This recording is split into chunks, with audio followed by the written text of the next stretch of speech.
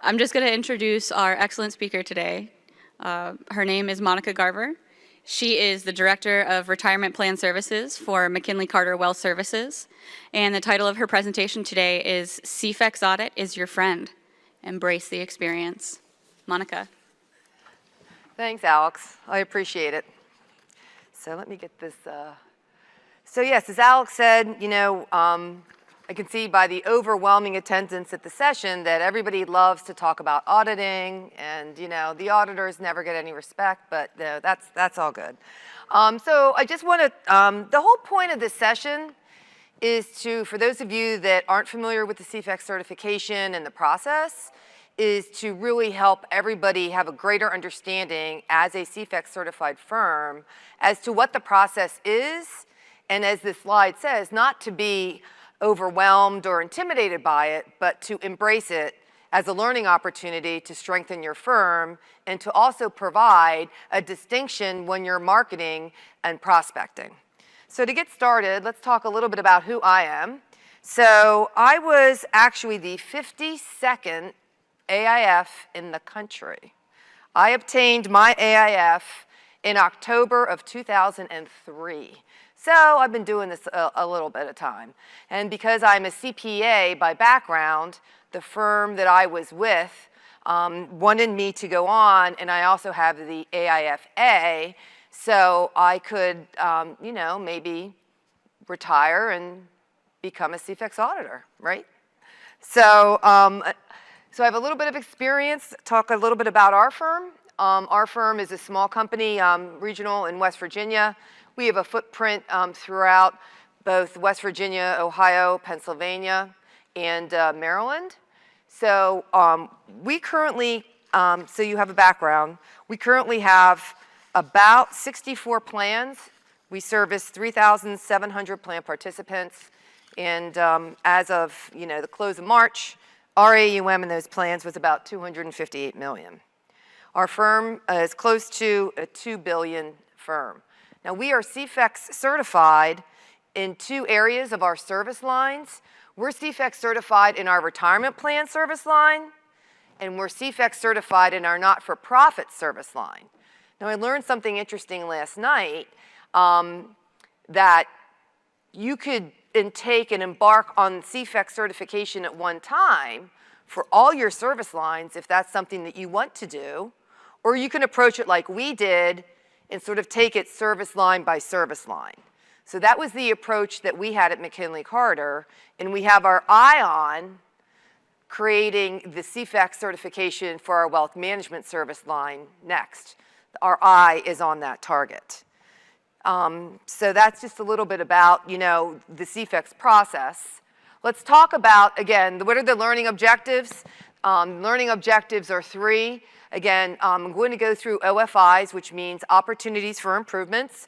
And I want to illustrate how these OFIs, which are the outcomes of the audit, provide a learning opportunity for your unit, your staff, and your entire organization.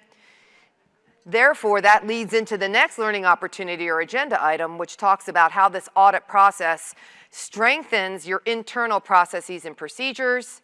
And then the third item on the agenda this morning is going to be to discuss how you can use the CEFEX certification as a distinguishing mark in new business and prospecting.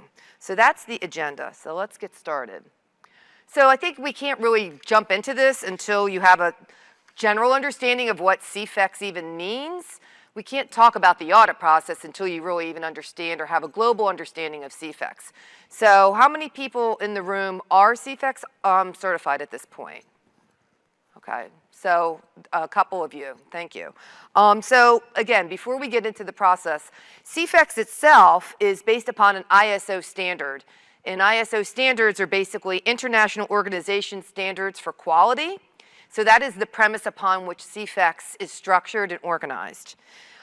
So what it means is that, again, to be CEFEX certified means that you have an adherence to a standard, and obviously you're verified by an outside independent audit.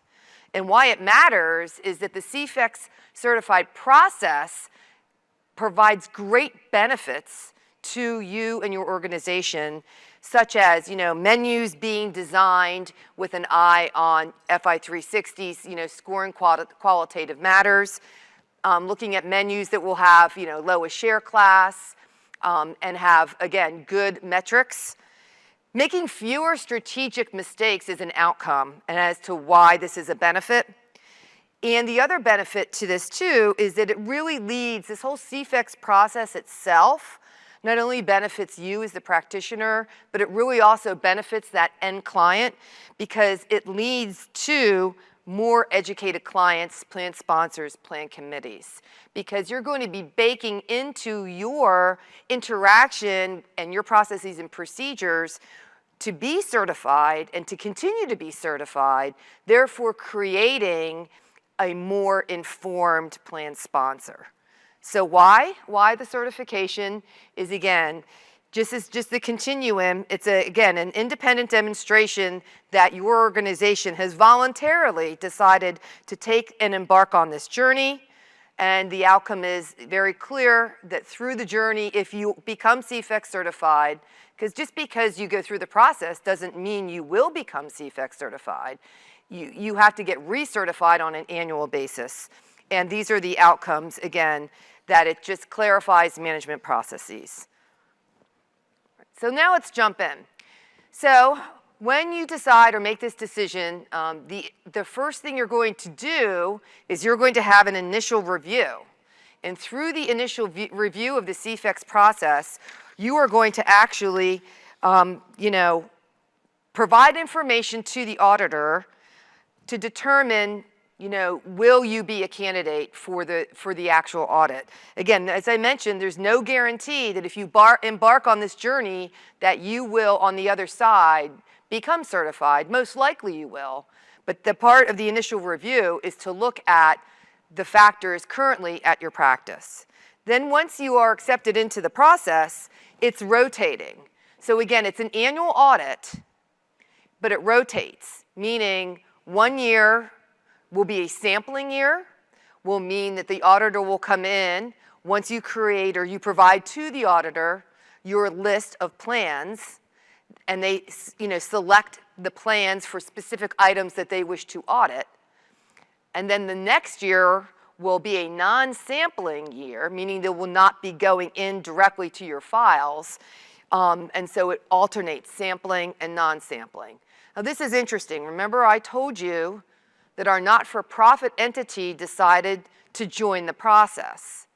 They decided to do that last year when it was a non-sampling year for our retirement plan division because we're going to be on the same rotation. And so it was easier for them to jump into the process during a non-sampling year than it was a sampling year. So they could sort of get their feet wet with the process. So as we look to adding our wealth management process or our wealth management division into this process, we will strategically select when we will make that decision. So it will most likely be a decision that will be made during a non-sampling year. So that gives you some flexibility as you consider this process. So that's what that looks like. It takes about 4 months, and this is just an idea of what that 4-month period looks like. You're going to start with the review of your previous year audit, and you're going to have an initial meeting with the auditor, and then, again, determine where you are on the cycle, sampling or non-sampling. Then you'll, again, have the initial call with your team, your CEFEX internal team, and the auditor. Then you begin all the submissions. So it is all through a portal. Everything gets loaded up through the CEFEX portal. And then there's conversations. And it's an ongoing conversation throughout the process. So as items are submitted, the auditor will be checking on those submissions and could, it's not like everything's going to wait until the end, but the conversation continues throughout the entire process, which again lasts about 4 months, and then wraps up with your exit meeting and review. So during the process, the outcome is what we call an opportunity for improvement. So what I'm going to do for the bulk then of this session is I'm going to review our process, where we are as a firm, and then I'm going to review 3 of our OFIs with you so that you can get a really good understanding of what this process means. Because I think by showing it to you, you'll have a better handle of what it means. So this is just where we are as a firm. Again, we decided to embark on this in 2018. That was our first year. We walked out of that experience with 19 OFIs. So again, that's interesting. You don't have to be perfect to be certified. We had 19 OFIs, but we still became a certified firm. Then you can see, we just through this slide, put through the progression of each certified process so that you could see how we narrowed down this funnel. I was actually hired into the firm in the year 2019, so I did not participate in the 19 audit, but I did participate in the 20 audit and will obviously be participating in all future audits. I also came to my existing firm, McKinley Carter, from another CEFEX certified firm. Beth Davies is in the room. RTD just celebrated their 10th anniversary as a CEFEX certified firm, so I came with a great training behind me so that I could, although at RTD I wasn't involved in the CEFEX process itself, but the entire processes and procedures at that previous firm helped me then to come in and immediately assist with the OFIs that we had at our firm. So you can see last audit we made a pretty significant, movement, and I was really upset with the auditor because I was absolutely determined. I'm like a type AAA, so I was absolutely determined to clear all these OFIs. And when I still had 4 left, I felt like a failure. I'm like, what do you mean? I have 4, I thought I was gonna clear these. He's like, Monica, you can't clear these OFIs in a non-sampling year. So we'll give you next year to try to get those cleared. So now that's my goal. We are in the process right now. We began our audit on May 1st. So hopefully we'll have that palette cleared as we end the audit in August. So that just gives you an idea of how the process works. So now we're going to look at OFIs. So this is exactly what an OFI looks like. So what this OFI, my first example, is talking about 404C compliance. So again, it all ties to the standard practices. So in this OFI, you can see that it's listed that we have the standard practice of 3.2.2 that says, when elected, safe harbor provisions are implemented in compliance with requirements. So that OFI was issued in our first year. Do you see that? July 11th, 2018. That was one of the original 19 OFIs that we had. So the finding, that's the standard. The finding at our firm was that we didn't really have a checklist with the appropriate support and to gain the acknowledgement that the client will adhere to the 404C checklist. So you can see in our first audit, it says the checklist has not yet been implemented. So the analyst is also there to help you. The analyst wants you to succeed with the audit. So that's the other thing I really want to make sure everybody's very clear on. So the analyst provided a template and said, okay, you don't have the tools. Here's one that will help you satisfy this OFI. So they provided us the template, the tool. Then it was up to us to take that tool and put it into practice. So you can see that the next year, we didn't yet implement it on a uniform basis, but we did communicate that we would have every desire to begin to implement that template as soon as possible. And then we see last year is that we have implemented it. We've implemented a 404C notice, a statement, and a checklist. So our OFI was cleared in our last audit, was cleared this time last year. So this is the process. So what's important for you to see is that, again, this is progressive. You know, as long as the auditor can see an intent to progress towards the clearing of this OFI, they will continue to work with you. The CEFEX auditor will continue to work with you. So let me show you what we looked at. And again, everybody understands 404C. I'm not gonna obviously go over what that is. Interesting comment, though, is that I have a question for you. I was looking at a prospect. 5500 says 404C compliant. They were an audited firm, so I was able to pull, you know, the financial statement is attached to the back of the audit.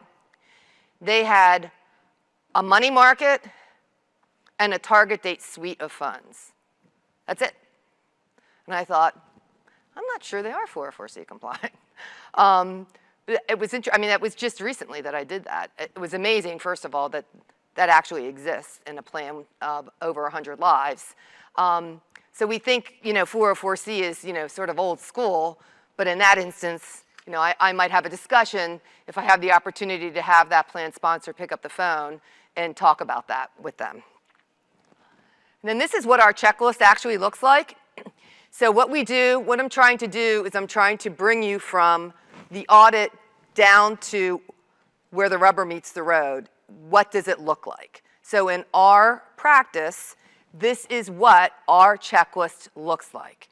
So we provided this checklist to Matt, our auditor, last year, and he was able to be satisfied that we have adopted this practice. So we use this with plan sponsors, and we document this. Now, again, when we sample this year, Matt will expect on any of the files that he selects for sampling that that checklist will be completed and, again, part of the permanent document for the client. How do we do it in our practice? We've now incorporated the 404C checklist with any new client onboarding, automatically, obviously, part of the fiduciary packet, along with the IPS and the committee charter, is the 404C checklist. So we want to be assured at the beginning of every engagement that that document has been completed. That also ties into the fact that we will also, and we've heard this throughout other sessions, I think Fred touched upon this yesterday, we'll also make sure that when we provide the 404C checklist, we will be providing fiduciary education around that 404C checklist. We're not just going to slide it across the table or slide it through DocuSign and not have a fiduciary education moment or moments as to why the checklist is important and an important document for them to understand and execute as plan fiduciaries. And then we build it into our CRM system.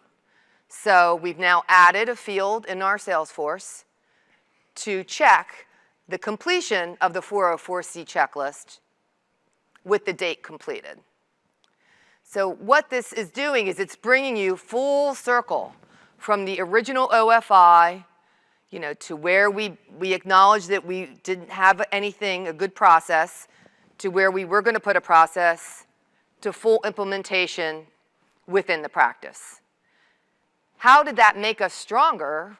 Well, it made us stronger for so many reasons because it gives us the opportunity to, again, educate those plan fiduciaries to understand when they check that box on that 5500, what it really means. So just example number one. Okay, example number two, everybody's favorite task, meeting minutes, right? Everybody loves to keep meeting minutes. So, you know, this OFI also came from our original audit. And, you know, what the first comment was that, you know, that the client, that we were going to begin, you know, at the firm, we made the commitment to start keeping meeting minutes. So the second year that we were audited. The sample was a sample year. And so one file did not have minutes, and 2 files had handwritten minutes that were then scanned in. Actually, that was me. I had that. Those were my clients. I had handwritten minutes that we scanned in, but at least they were there. And so what the auditor said at that time was, it would really be a best practice if you just incorporated as, again, a standard procedure to have meeting minutes at all times. And so, again, we got a slap on the hand, meaning that it wasn't cleared, but we accepted and acknowledged that the meeting minutes should always be a standard operating procedure. So last year, again, was a non-audit year. And we use both the tools of Fi360, but we also, in early 2020, became an RPAG member firm. And so RPAG is part of their toolkit, shall I say, generates automated meeting minutes. It's fabulous. And so the auditor noticed and made a note that because of the tool now available through RPAG, and the fact that the meeting minutes will be automated, that it will now be reviewed this year. So in our sampling, which it will be occurring here in the next month, the auditor will be expecting meeting minutes and any sampled files that are pulled. So this is just a piece. We all know this, but this is just an article, a Fred Reich article that just talks about the do's and don'ts of meeting minutes. And I think he mentioned things yesterday about this. He was talking about it in his 11 o'clock session, and he was mentioning that you need to keep minutes. It's essential, but you want to make sure that when you keep your minutes, you're always cognizant that that document could at any point in time be presented in a litigation. So if you remember what Fred said yesterday, he said, don't identify anybody by name. And I think he said that specifically. Because if you said, there was a discussion back and forth, and Susie said yay, but Ben said nay, they might be called into court to recount what that dialogue was, which of course they will not be able to do. So you want to keep the meeting minutes crisp and very to the point, and not necessarily identify anybody by name. And I thought that was great, when Fred reminded all of us about that yesterday. Now, we had a little discussion, Matt and I, about the meeting minutes, last year during our audit, because Matt wanted all of these meeting minutes to be signed. He was not going to be satisfied and was not going to clear this OFI if I didn't have these meeting minutes signed. And I said, Matt, in our world, that's really not practical. If we have a committee of 12, which I'm sure some of you have a committee of 12, to get them to the meeting is one thing. To get them to actually sign these meeting minutes is completely another. So I didn't agree to that, and we compromised. And Matt would be satisfied in the audit this year if we can demonstrate that the meeting minutes have been emailed to all committee members. He thought that that would be an acceptable compromise. So again, when you're working with your CEFEX auditor, it is a collaborative type of a 4-month period, is that you are, again, if you looked at that circle, that continuum, there was that period of conversation. So that was part of the conversation that we had regarding this OFI. And we all know the benefits of meeting minutes. Obviously, we want to document that formal decision-making process. We want to make sure that the meeting minutes can be reviewed because they are obviously the only really historical account of what's happened at the committee level. And it's beneficial, of course, to share past meeting minutes with new committee members as you onboard them. That would be an excellent standard operating procedure for you to adopt if you haven't already, is that when you have a change of committee, that you share previous meeting minutes with that new member, because it gives them a flavor. They can read and understand the historical background of what's happened these last couple quarters. But if you don't have good meeting minutes for them to follow, there's really no good breadcrumbs. So we're all familiar with these benefits. So again, this is what currently the meeting minutes look like. So the meeting minutes currently are going to capture everything that you need to capture. Again, who was in attendance? Were there other people in attendance, like McKinley Carter? You know, was it the plan review? Was the record keeper manager there to go over a plan review? Was the TPA there to talk about failed testing? Obviously, you're going to indicate, you know, who was at the meeting. And then you're going to just, this format, again, is standardized and automated. So it's extremely beneficial to comply with this OFI.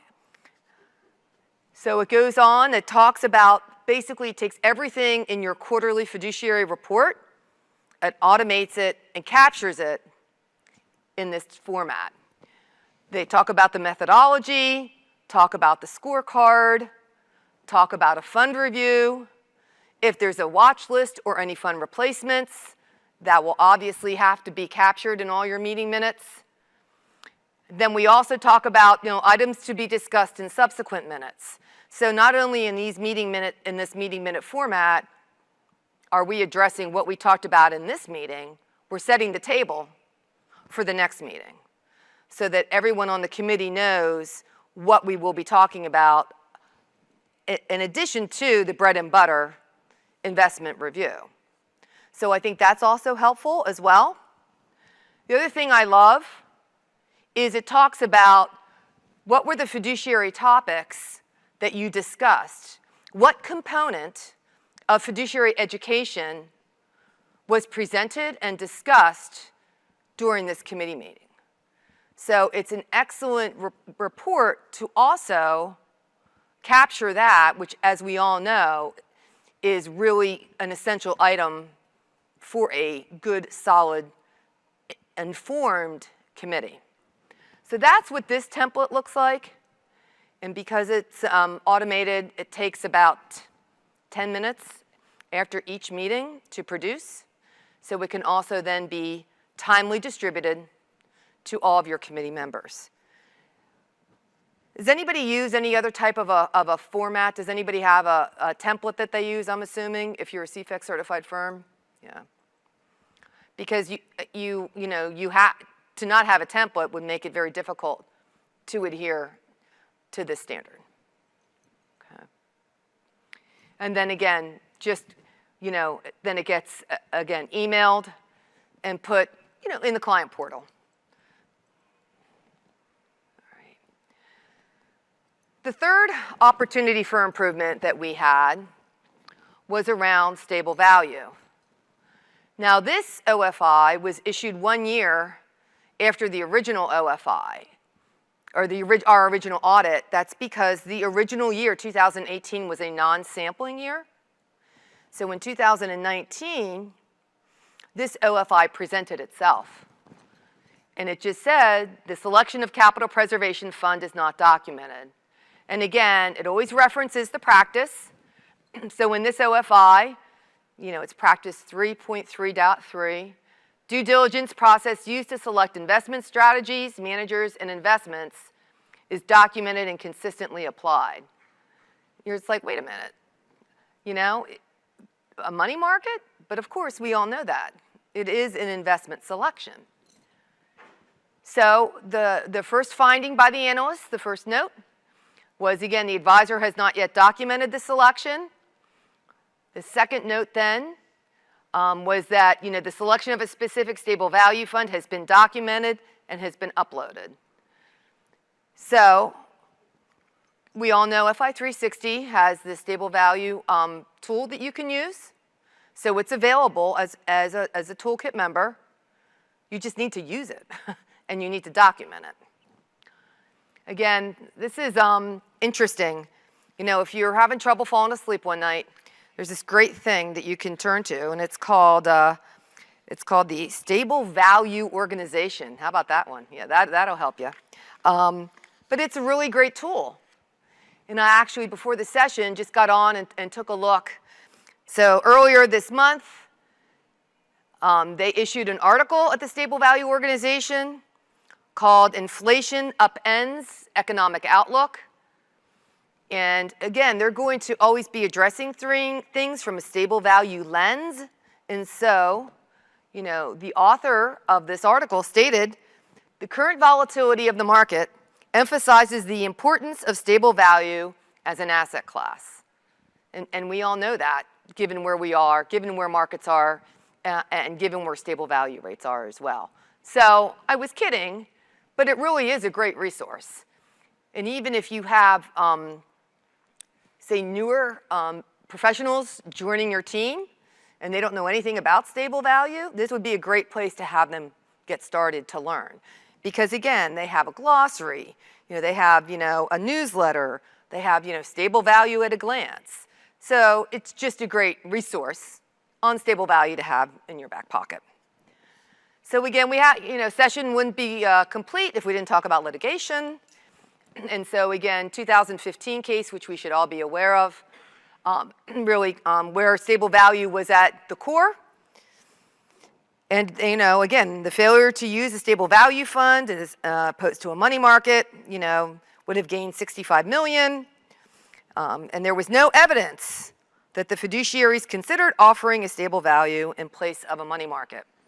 There has to be evidence in accordance with that practice standard that you made an intentional decision as far as what you were offering in that space. So, you know, stable value is you know, complex. Here's our workflow for stable value due diligence. I'm sure yours looks similar because all these components of stable value obviously need to be examined as part of the due diligence process when you're looking at stable value. The next slide here is going to give you the details, and these are, you know, slides are obviously in your packet. So again, you know, you have to just go through this checklist when you're looking at your stable value. Of course, I think the thing that we all are most aware of, which is really important, is again the portability. We heard a lot about portability when we were talking about some income options in the sessions yesterday. You know, meaning is it, you know, participant responsive or do we have a put? Also the value, how is the fund value determined? And, you know, is it home cooking? You know, are you using a fixed account? We didn't really talk about that, did we? Because you have, you know, money market, then you could have the record keeper's fixed account, and then you could have a stable value. How do you make that decision? Because, you know, if you adopt the record keeper's fixed account, your plan fees for record keeping can go down. But it's never going to have the crediting rate of a stable value. Because right now, what, Voya, you know, Empower, everybody's paying like 1%. Stable values are paying over 2%. How do you make that decision from a fiduciary perspective? How do you, you know, we're 338. How do you document that? I mean, that's a tough one. Because again, you know, if you make the decision to use the fixed account, our process is you look at what is the current use of the fixed account, and then you run some numbers and what would the break even be? So if they're going to shave 5 basis points off for every member in the, you know, every participant in my plan, if I use the fixed account versus, you know, not doing that, but offering a higher level of stable value, and with this market, I mean, you could have participants really fleeing to that safe haven. So it's really three decisions. So you need to document that because it's an important decision. So this is, and these were out on the table. I don't know if anybody saw these. We use MetLife or Putnam, and these were out on the table yesterday.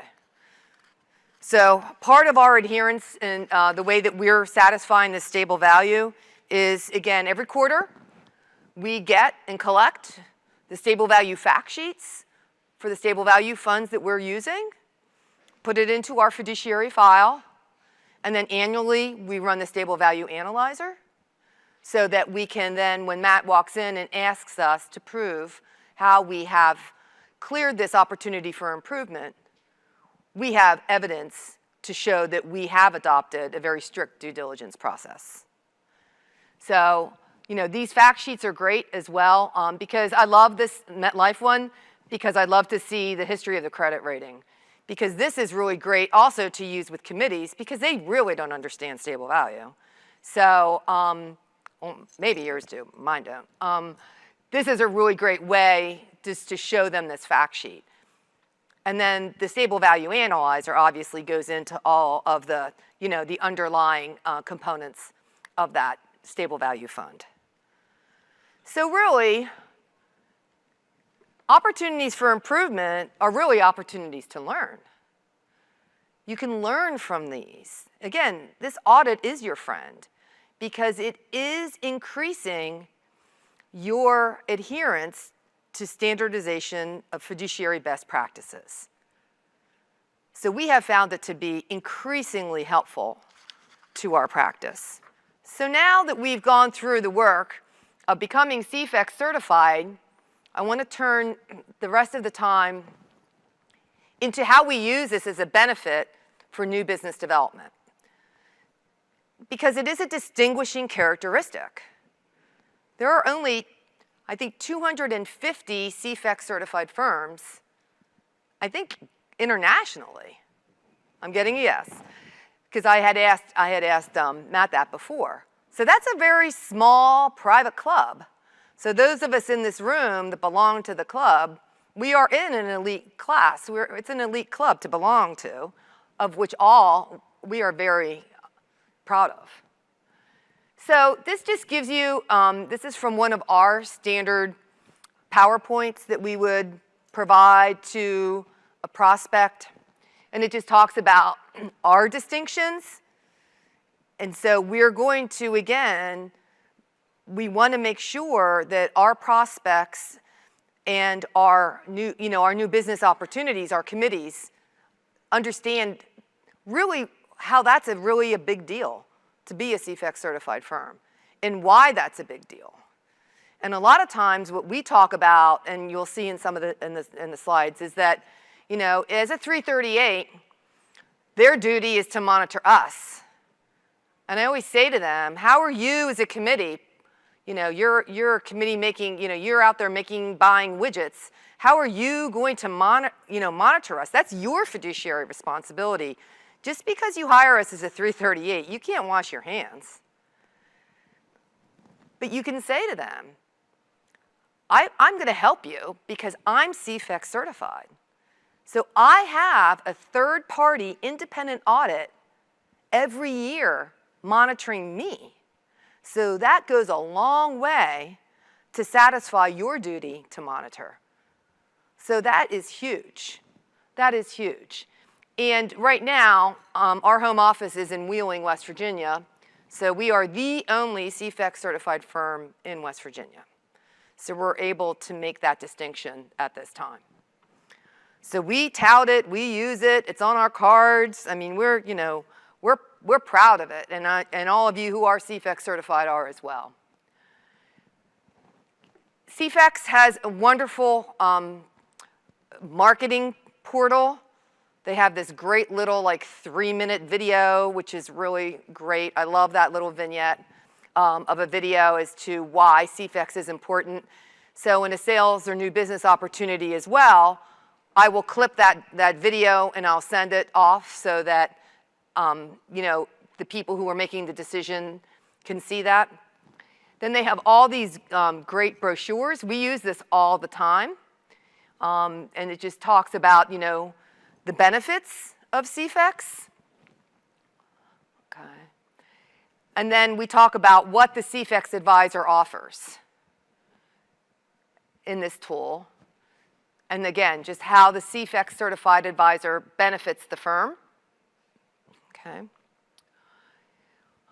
This is another, this is just a front and back that I use as well, and I have found it to be very impactful. I was calling on a manufacturing firm, pretty big plan, all R3 shares, you know, so very compliant but with best practices.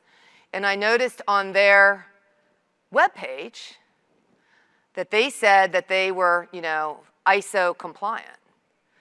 So when I sent out my initial ask to have a meeting with them, I added this piece, and in my introduction, I said, hey, you know, we have something in common. I'm ISO compliant too, because I'm a CEFEX certified firm. So in the new business situation, I have found this to be able to open doors, as it should, and have people be interested perhaps in having that conversation.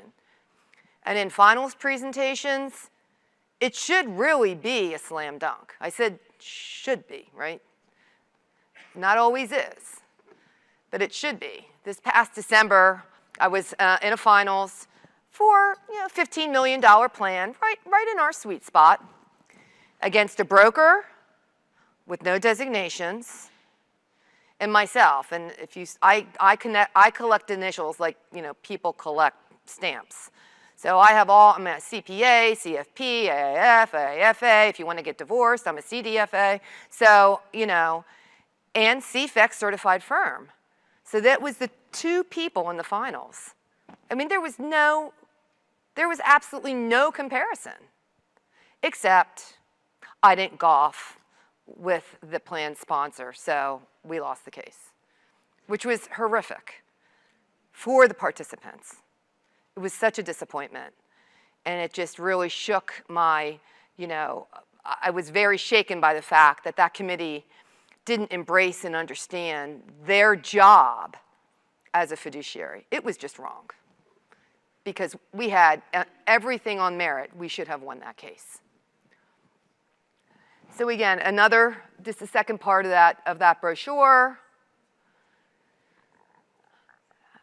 They do a really good job. So again, what I'm trying to explain to you is that you're not going to go through the CEFEX process and then sort of be left out there, because CEFEX as an entity is going to provide you with resources to help you broadcast and celebrate your CEFEX certification. So that's important to know, is that, you know, you have tools right in that marketing portal that you can use. And remember, CEFEX isn't just, like I said, isn't just for retirement plans. So these tools also will talk about CEFEX for not-for-profit and why it's important to boards of foundations.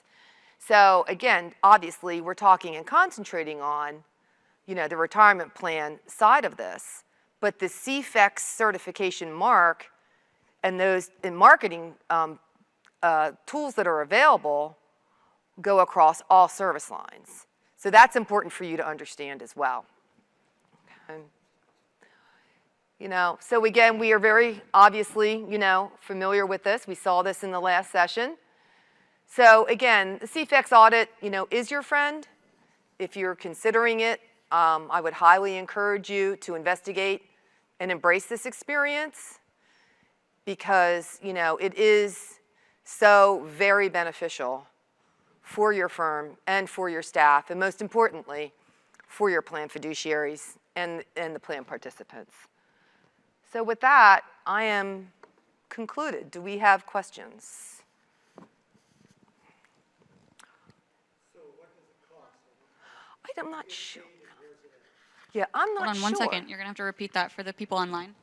What does it cost?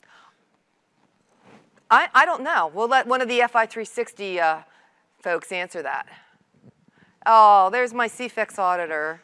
Sure. So the cost does vary based upon the specifics of your firm, but if you want to have a conversation, more in-depth conversation about what it would cost for your firm, I'd be more than happy to do that. In general, how much does it cost? So the question is regarding cost. Again, it does vary. So for me to just throw out, a range, it just varies on the specifics of your firm. So we can have a conversation and I can get the specifics and give you an exact price. But it just varies too much to really give any type of range or anything like that, because I find a lot of people hear the high end and they're like, oh my gosh, well that may not apply to your firm. So, it may be at the lower end and, so you may be put off from exploring it. So we can have a conversation. I'd be happy to do that. So Matt, is it based upon plans? Okay, yeah.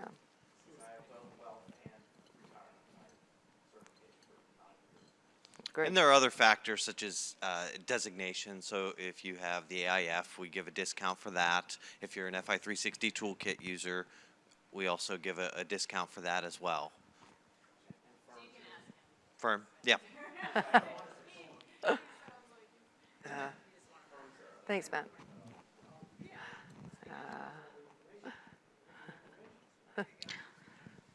Thank you, Matt. We had a lot of audience participation for that one. I love that.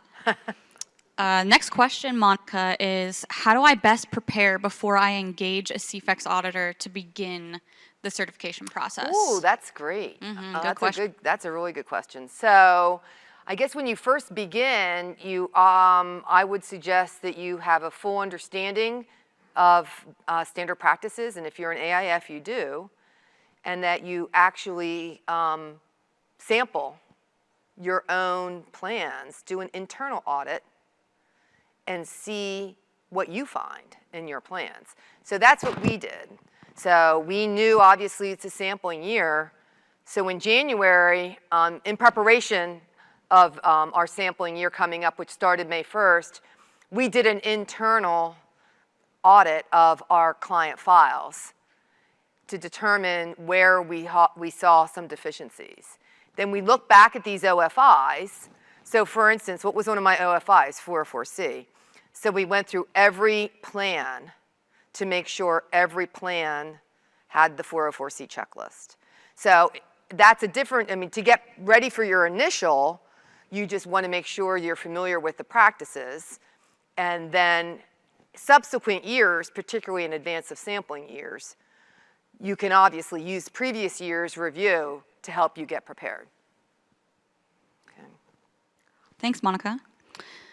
The next question is your firm discretionary trust and or 338? 338 only. So we've migrated everything over to 338 at this point. Thank you. Could you elaborate a bit on what automated meeting minutes means? Sure. Sorry. So again, so this is on the RPAG chassis. So what happens, the way that RPAG has created their toolkit is that the meeting minutes are directly correlated and populated simultaneously when you run a committee report. So if you're going to have a committee meeting, you're automatically going to check the box to have your committee minutes uploaded. So if I'm running a committee meeting, my minutes have already been pre-populated, meaning, my recommendations for watch lists, so forth and so on, and then my colleague who's sitting in the room with me will then be taking additional minutes right on that template during the meeting. So that's automatically populated. So for instance, look at your Fi360. They bring in, they're going to bring in the market review. You're going to automatically bring in the scorecard methodology. And it's like, why do you want that scorecard methodology in every meeting minutes? They know it. Well, not everybody might know it, but by putting that scorecard methodology in consistently every meeting minute, there is, again, very deep fiduciary proof that you're adhering to that due diligence, again, to monitor, because that's the whole point of the scorecard methodology. So that's how the automated meeting minutes work at RPAG. And I've talked to the guys at Fi360 and gals, the team at Fi360, and have encouraged them, to think about that as an enhancement as well, because it is like such a time saver. Thank you. Mark said, fantastic presentation. One additional value proposition a CEFEX certified firm can offer is the Advisor Steward Certification Program. And Mark asked Matt Boyle in our audience to elaborate a bit on that, if that's all right with you, Monica. Oh, of course, it's collaborative. Sure. So taking it a step further from what Monica had said in having the oversight of the advisory firm, we also offer a program in which we can certify the investment steward. The process is extremely efficient because we already know what the advisor's doing. And so that, of course, cuts down on cost as well. And another benefit is it provides, well, you have the comfort in a world of litigation. You have the comfort for the retirement plan knowing they have the oversight. And it strengthens the relationship between the advisor and the client. So Monica had just mentioned that she went to and proposed to a retirement plan, a manufacturing firm. Well, if someone were to come in and do that to your clients, the first thing your client could ask is, well, do you have CEFEX certification? My advisor does. So it really strengthens that bond and gives them a continuous reason to stay with you as an advisor. Thanks, Matt. That was a great explanation. The last question we have on the app so far is, do you currently use both RPEG and Fi360, or are you now only using RPEG for all fund evaluations? We use both because, again, not every system is perfect. So RPAG doesn't have the share class report, for instance. And we also like to use both because the scoring is a little different. So if I have a fund that I'm going to replace, and it's scoring poorly on the RPAG system, I'm going to run that fund through Fi360 as well to make sure their scoring, again, is going to be in that, that zone that would also indicate replacement. So we use them dual, so we keep both subscriptions. Thank you. Sure. Does anyone in the audience have any questions for Monica? Or possibly Matt? Oh, hold on, sir. Do you use two different systems? I use them. Our primary system for client-facing system is our RPAG system, just because, again, that report is going to generate those meeting minutes for me, because those systems are tied. They're very similar. They have downloads and so forth. They're very similar. You're doing the same thing, two different. Yeah, right. You do it internally. Yep. So, well. One more question came Sure. in. Do you find some clients that are unwilling to do all of the steps required under the CEFEX certification? And if you do, how do you handle that? Well, that's a very good question because you have, you have, so let's take the example of the 404C checklist. So let's say we presented the 404C checklist. We explained the checklist and why it helps them document the fact that they are intentional in their 404C determination, and maybe they just, again, it's a committee of 12 and we didn't get the DocuSign back. We can only ask our clients so often, but we clearly have it documented that, we explained it, we educated on it, we distributed it via DocuSign, and it got stuck at signature number 7. So I think Matt, as the auditor, would understand that and would accept that. So it is difficult because we all have a client or two like that. So that's exactly right. It's difficult. But we do our best to prove that we attempted complete compliance with best practices. So, great. Thanks, Monica. Any closing remarks? Nope. Just thank you for your time and attention. I hope you found it to be informative. Thank you. Great. Thanks.